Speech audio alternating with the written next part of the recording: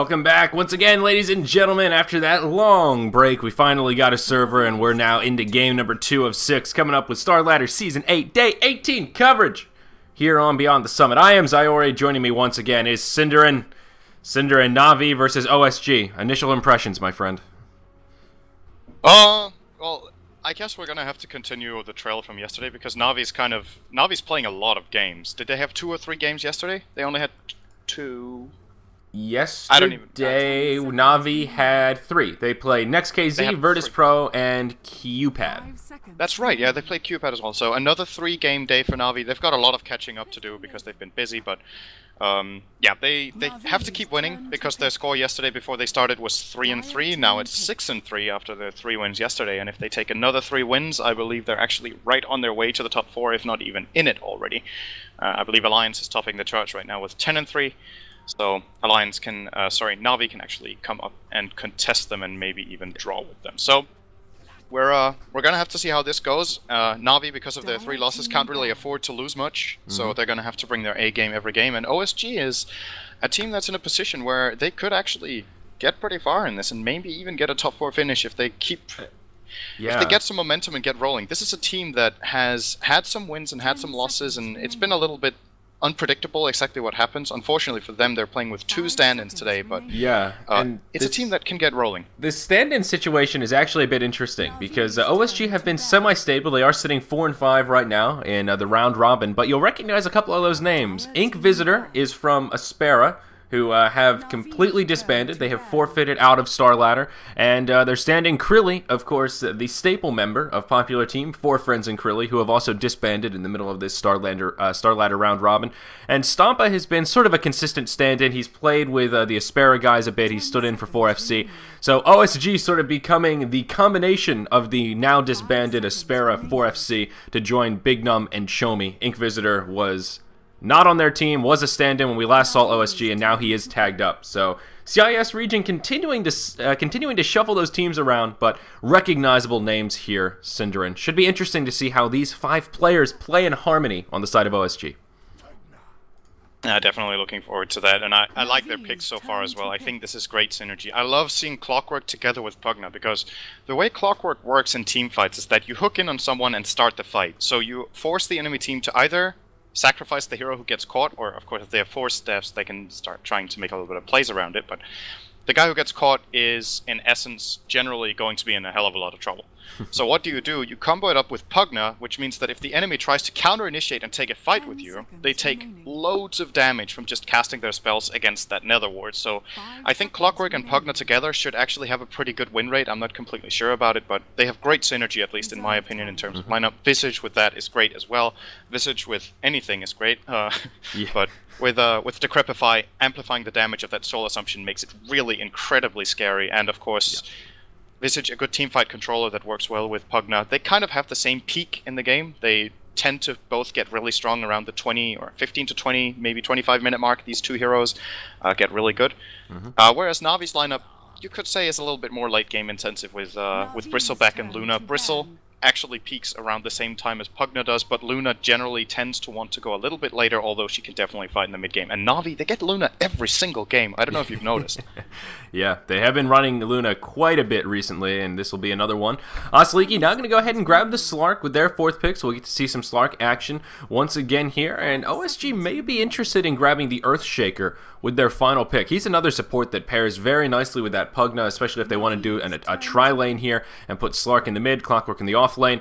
With that Decrepify, you just hit him with a Q from the Pugna, hit him with an old Fissure there, maybe Visage throws one of his nukes, and you're in for a bad time if you're on the receiving end of that Decrepify burst.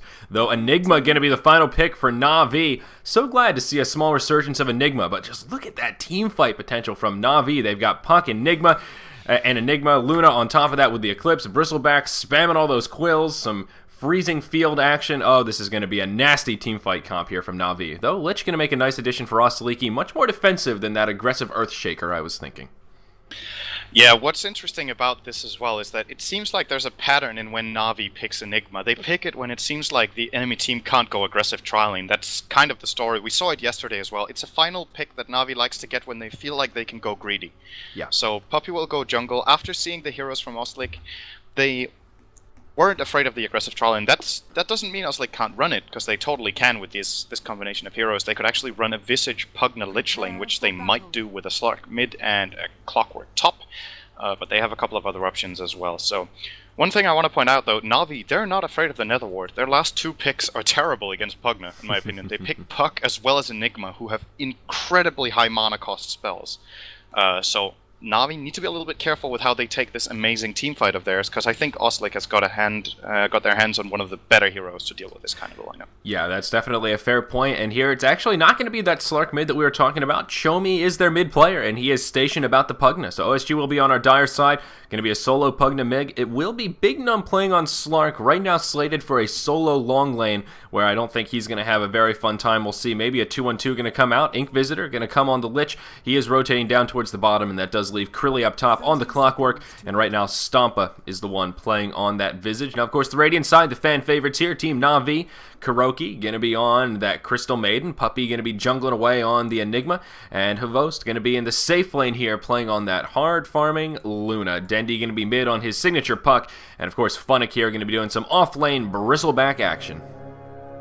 Yeah, let's see if Funnick can get a double kill like he did yesterday against... Which team was it again? That was against the Q-Pad, where he got a 1-on-2 scenario in his off-lane and actually killed both of them and survived. If that happens again, then things are going to look scary, but not going to have the easiest lane in my opinion. I think Clockwork can actually do fairly well against Bristle if he plays it right, especially when he's on the easy lane. Bristleback, very low mana pool hero, which is very mana dependent actually, so getting just a couple of mana burns out from these cogs, Krilly can really reduce the impact Funnick can have in this off lane, although one thing that goes for Funnick is that it's a dual lane he's against, so he will pretty much be getting full experience here. I think Visage not really the ideal support for this kind of scenario. Very weak alone on the early levels.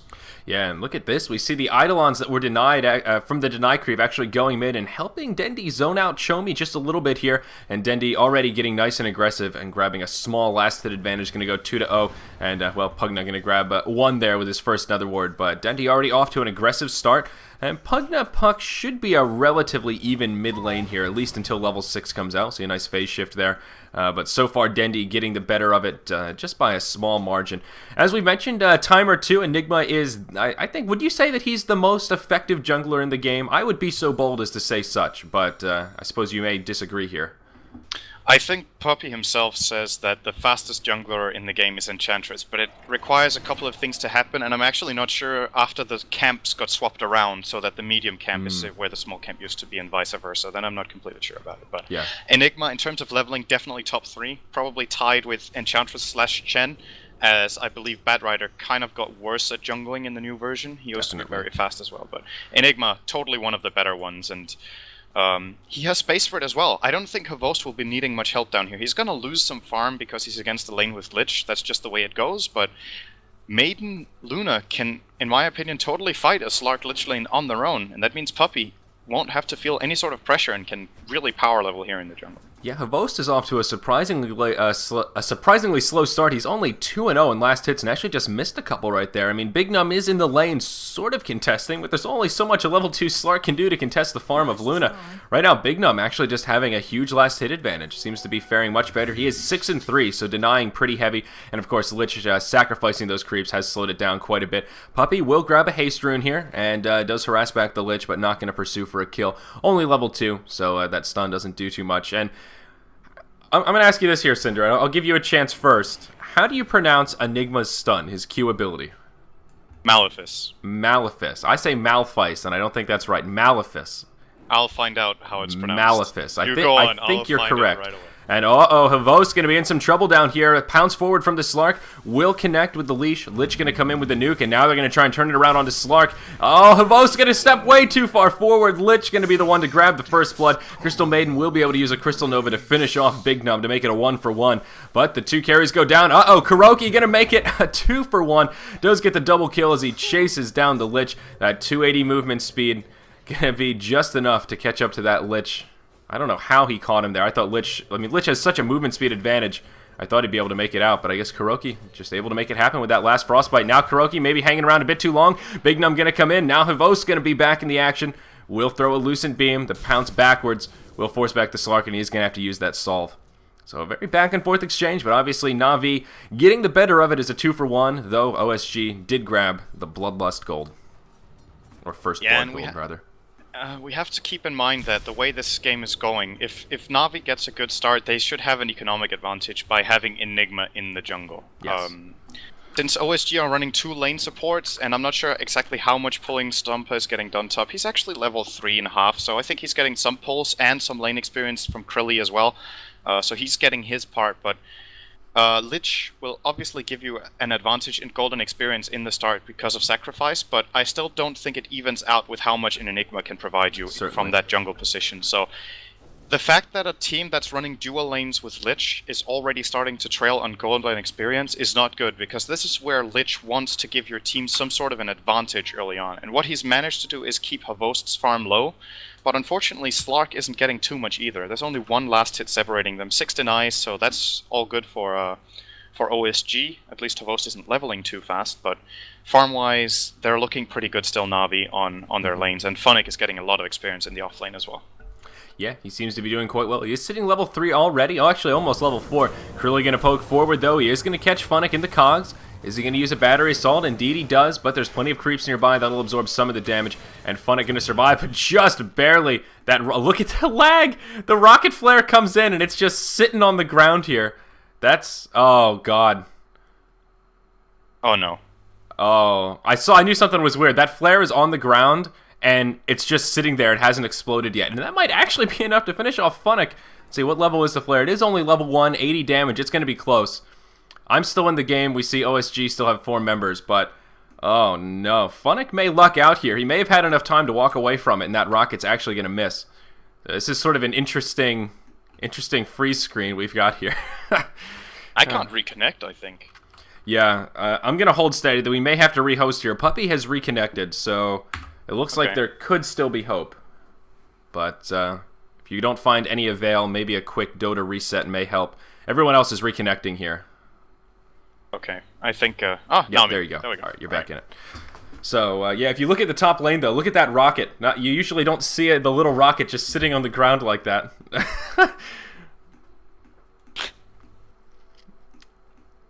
So, let me see if I can see that. It doesn't show like that on my screen after reconnected. You're stuck in, yeah. That's a bummer. But it stopped the salve of Funnick, which is really important, because he was salving up.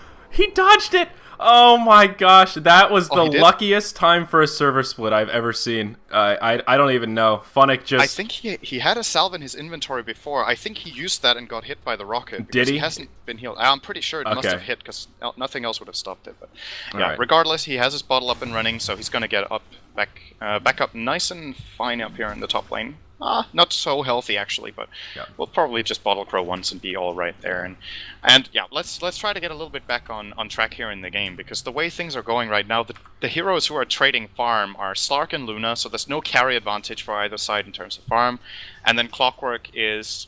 who is he even with? He's kind of even with... I don't even know. He's twice the farm of Bristle, which is great, of course, but... Na'Vi with top 2 farms, Dendi winning mid by a big margin. He's completely outplaying Chomi here in the mid with that puck. And that's a bad omen for OSG, because they need this Pugna to be a big factor in the mid game. Yeah. Puck is getting the better of him, actually about doubling his last hits right here, though. Pugna is at least getting experience. He is close to level 6. Dendi with an obvious experience advantage here. I was just going to say, with that Dream Coil out, this is where things can get a little bit scary. Dendi is going to hop forward. The Illusory Orb did not connect for damage, so not going to be a kill. The Waning Rift comes in, but Chomi will be able to walk away. Meanwhile, in the bottom lane, Na'Vi getting aggressive at pressuring this bottom tier 1 tower. Puppy will roam out of the jungle. Only level 5 right now, so doesn't have the black hole. Havost now level 4 in this tower. Going to get taken down to at least half health here, so they do have a Basilius out already on the Luna. And, well, will help for pushing. But alas, it seems lag issues aplenty here.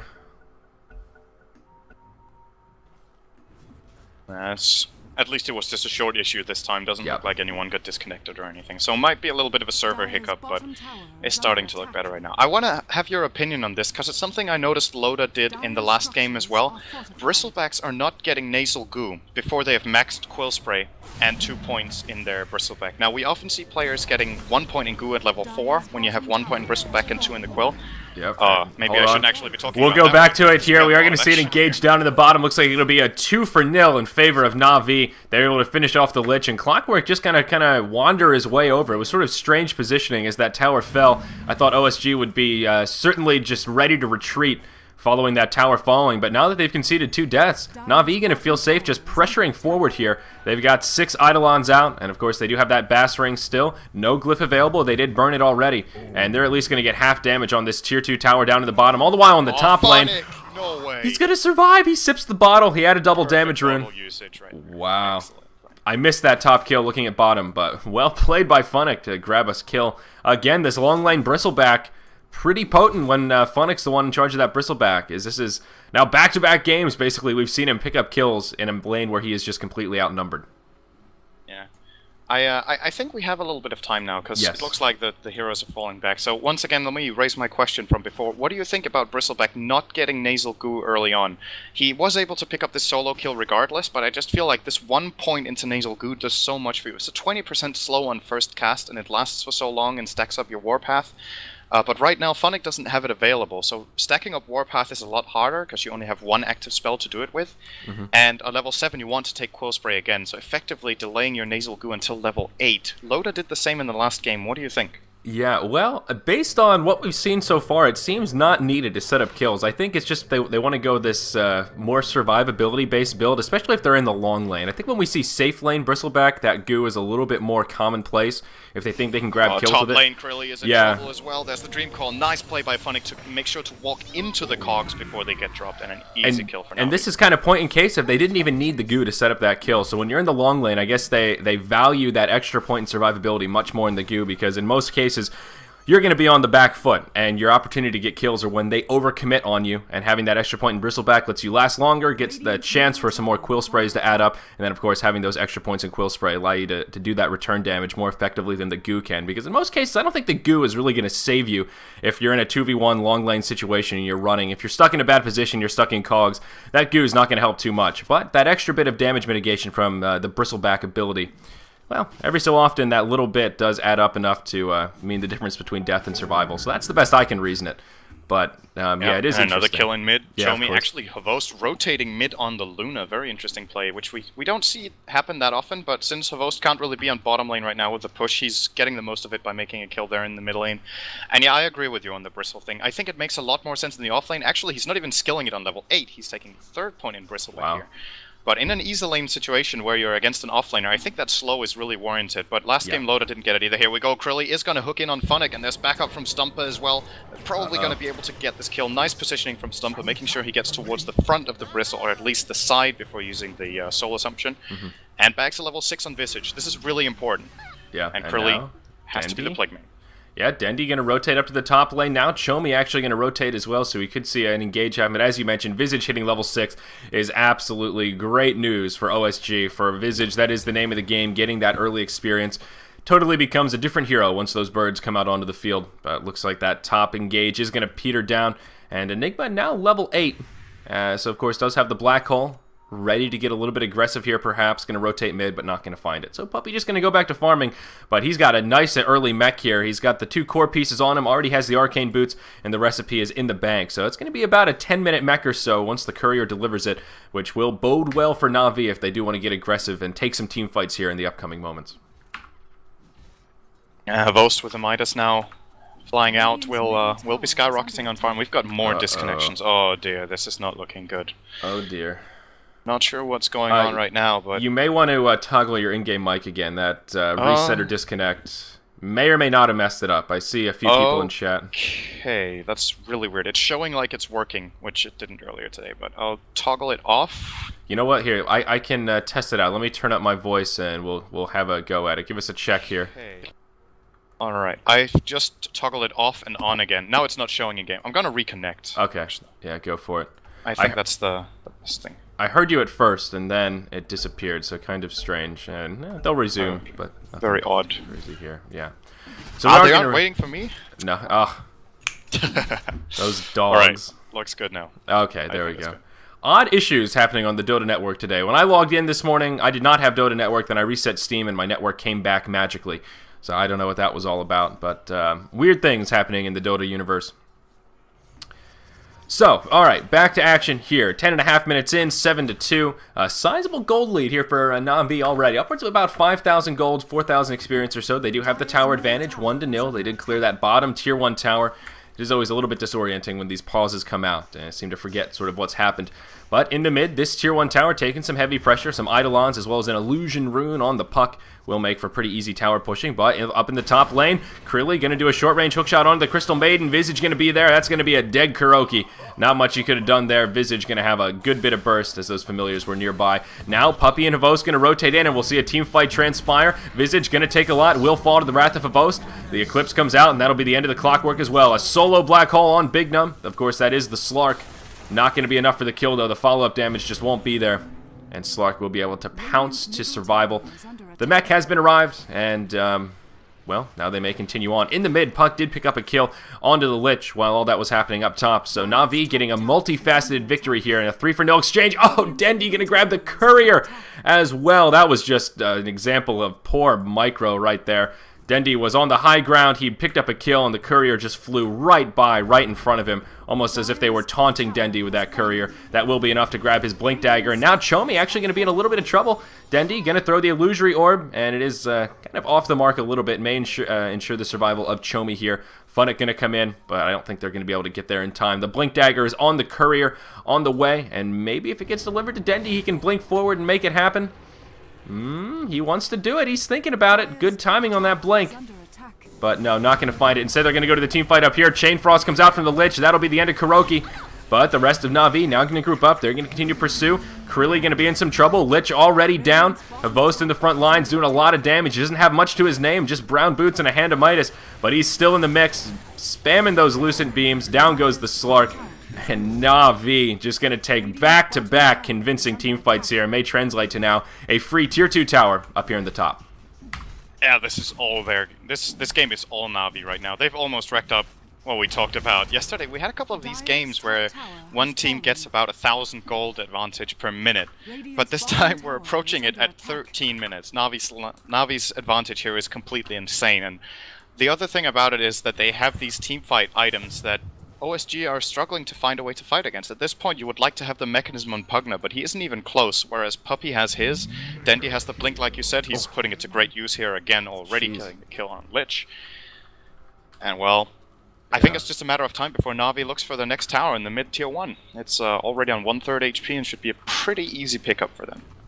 Yeah, it really should be. Looking at that net worth chart, quite scary. Crystal Maiden, the only one on par with OSG. Other than that, the top 4 farmers in the game are just a hop and a skip ahead of everyone on OSG by a pretty big margin. That is a scary-looking bar graph, to say the least. So, Na'Vi definitely in great shape here. And interestingly enough, Havost has been able to stay very active in these last few team fights, despite having very few items to his name. We did see a hookshot in the mid off the mark.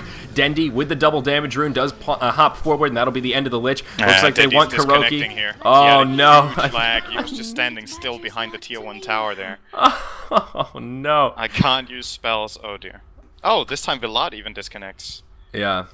Losing out almost everyone. Well, we're still in the game, so everything is alright. Yeah, obviously some serious server issues here. Can't use spells, 75% packet loss, no good, but yeah, one of these situations where Na'Vi have such a lead here, if server issues continue, OSG may be tempted to tap out before too long. We're not quite at that point of no return yet, but Na'Vi with a very sizable lead here. And again, Havost, he still doesn't have many items. Once he starts using this gold, he's got 3k in the bank. Once he starts buying items, I mean, even power treads will be a step in the right direction. I think OSG are going to be hard-pressed to deal with this Luna, because all in all, they actually don't have much crowd control. They've got the Pounce Leash, they've got some slows from the Lich and the Visage, but they don't really have any true stuns, which is one problem with the draft that they've worked out for themselves here. Yeah, and apart from that, they have a really mid-game oriented lineup like we talked about. At about 20 to 25 is when they would like to hit their stride, but there's absolutely no way they're going to do that in this game with the kind of disadvantage they have. So the problem is they've kind of picked an all-in strategy, and they've lost. Yeah, that's right. Hey, I'm Danish. They've lost in the stage of the game when they should be winning, right? So what's the comeback plan if you're OSG right now? I feel like they've played their chance and it didn't work, and now where do you go from here? You can't play a late game solo core Slark against a Luna, Bristleback, and Enigma. It's it's really looking grim for them. What they need right now, they need to try to fight. I would say if OSG does anything else than trying to 5-man right now, they're making a mistake. Try to fight, put the Pugna ward, hope for a great fight, hope for some good spells and a mistake from Na'Vi, else you're not coming back in this game. Yeah, and part of the issue with this Slark is that he just doesn't have much to his name. He's got Power Treads, Orbit Venom, and a Bracer. I mean, he's got a Stout Shield as well as a Magic Wand, but really not too much, and Slark is that snowball hero that really needs to have a good start if he can pick up some kills. That's great, yeah. Get 2 as well, yep. Caught that one. Oh, man. Easy kills. Easy peasy. Oh, Dendy gonna be maybe grabbing a Dagon here. Has himself that Staff of Wizardry. Started with the Null Talisman. I think it very well will be a Dagon puck coming up, as Dendy is sitting 7-1-2, and his only death was following that bit of lag as he was just AFK behind that Tier 1 tower. Havos gonna have an interesting Eclipse there. We'll get a couple of beams off on the Clockwork, but ultimately just going to obliterate the creep wave. Not to worry though, Na'Vi gonna come around the side, and they will finish off Clockwork after that sloppy Eclipse. Now Puppy acting like he's on the back foot, will turn and gonna burn a black hole. It is gonna cost him his life, but they do secure the kill on Big Num as Kuroki burns the freezing field. Havos comes in, and that's gonna be the end of the Visage, and Slark ends up being a 1-for-3, and Bristleback all by his lonesome gonna be able to grab a kill on the Pugna, and looks like the GG comes out. Another pause, maybe a bit of lag issue, but that's gonna be it. GG, well played, come out from OSG, and I think very well timed. Na'Vi breaching that 1K per minute, and gonna take a convincing win here for game 2 of 6. Yeah, and if you watched that last fight, the Black Hole from Puppy, this might be one of the hardest things to learn when you're a new player in this game playing against Visage. Like, what works on birds is completely random. You just really don't know what works on the familiars. But Black Hole does. And Puppy knows this and drops a really good Black Hole there in the end. One of the few abilities that work, and it's seemingly a little bit random what actually does work. But Black Hole goes through and holds the familiars in place, so Stomp couldn't drop them, couldn't get Puppy down in time, and very nice little detail there coming out from Puppy and Kuroki, you could say, in that last fight. And, yeah, Na'Vi just completely dominant in this game. I think this is the shortest game we've had so far. And some of that could have been influenced by the lag issues as well. Maybe OSG would have hung in there if it was more of a fun game, but when you have lag issues, 70% packet loss, that kind of stuff, it's not even fun, it's just frustrating, so not surprised to see him tap out. Still a noble effort, plenty more Na'Vi action coming your way here, folks. They've got 2 more games before we move into the SSD 5th and 6th matches of the day. We're a third of the way done, but plenty more Dota coming your way here on Day 18 of Starladder Season 8. Thank you for joining us on Beyond the Summit. I am Zyori. With me once again is Cinderin. Stay tuned, folks, because we will be back after this short break.